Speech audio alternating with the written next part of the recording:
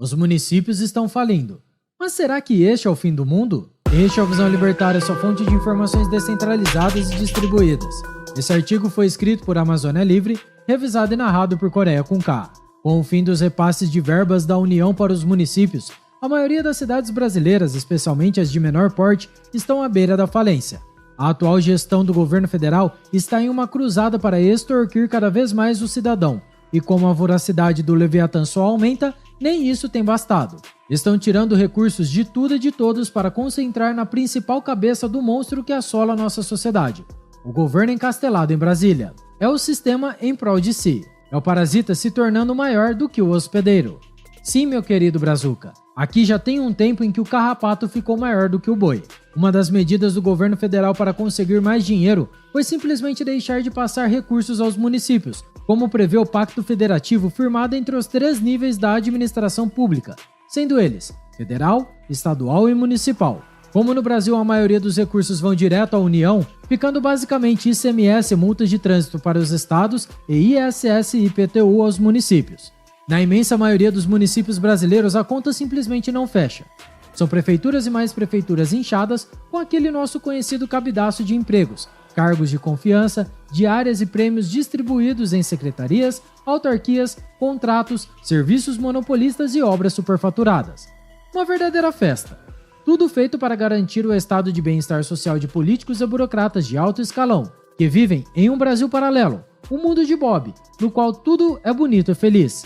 O dinheiro cai na conta por mágica e as facilidades só aumentam. Mas de novo cabe salientar, cada uma dessas prefeituras apenas obedeceu aos incentivos a que estão expostas. Se o governo federal banca, então qual a preocupação de manter qualquer nível de austeridade? Se o Papai Estado vai me patrocinar, os incentivos estão voltados para a gastança indiscriminada. Então, o inchaço de prefeituras Brasil afora não é culpa direta de políticos, é apenas o funcionamento normal do sistema. É justamente para isso que ele está desenhado. Assim, novamente emerge o mito do Leviatã para explicar esse mecanismo monstruoso de pilhagem da sociedade. O dragão tem fome e sua voracidade cresce cada vez mais. Mas enfim, e se a prefeitura realmente quebrar, o que será que pode acontecer? Será o Ancapistão? Obviamente não. Todos os incentivos continuam de pé. O ente centralizado do governo federal continua operando e, na verdade, pode ser até pior, por poder aumentar a concentração de poder em Brasília. Já nas cidades, podem acontecer coisas que favorecem o livre mercado, mas por outro lado, serviços municipais deixariam de ser executados, o que causaria externalidades negativas. Eu sei, fica difícil de visualizar essas coisas, portanto vamos a alguns exemplos. No caso de falência das prefeituras, fiscais do meio ambiente, da vigilância sanitária e da Secretaria de Finanças deixariam de incomodar empreendedores locais, dando mais liberdade à própria sociedade para premiar os que oferecem os melhores produtos e serviços.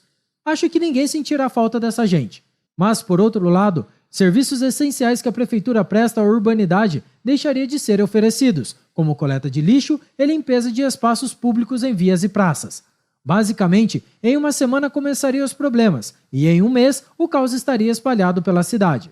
Parasitas, roedores e doenças graçariam entre os moradores. Sujeira, amontoados de lixo, mato e feiura seria a paisagem base da área urbana. Então, em uma situação dessa, como sobreviver? Bem, antes que achem que aqui agora virou um canal sobrevivencialista, nossa intenção não é te dar dicas de como lidar com o cenário base, mas analisar organizações sociais para viver a parte desse sistema que experimenta seu declínio e, na verdade, já se vê falido. No caso, a solução que se vislumbra é de condomínios privados autônomos. Os clientes desse tipo de solução urbanística, à medida que condomínios privados garantem aos seus moradores serviços de abastecimento de água, tratamento e destinação de esgotos, coleta, reciclagem e destinação de lixo, acessos, fornecimento de energia elétrica e telecomunicações. Além do benefício da descentralização, nessa organização social o morador não é visto como cidadão, mas como cliente. Justamente o que não acontece hoje em dia, já que os incentivos estão trocados.